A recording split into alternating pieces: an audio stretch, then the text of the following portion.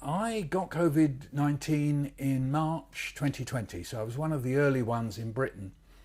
And I started getting iller and iller, and my wife's noticed, obviously.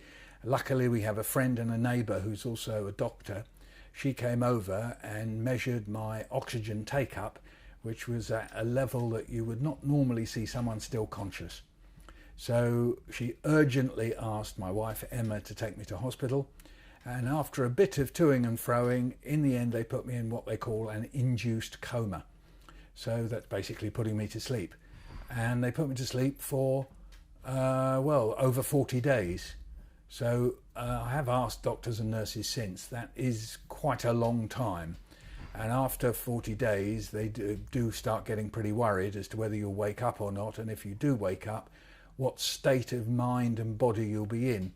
So when I did wake up, I know I was very confused, quite delirious because the drugs are quite powerful. And also I couldn't stand up, I couldn't walk. So I felt as if somehow or other I'd kind of come apart, bits of my body had come apart, and that there was this strange place that I couldn't get into where I'd been asleep for this long time. And so that's quite disturbing for me. And in a way, I'm still recovering. I know it's 2 years later, but you don't fully recover from something like that. You're always recovering. And I wrote a book, Many Different Kinds of Love, about that, which I understand has just been translated into Mandarin for China.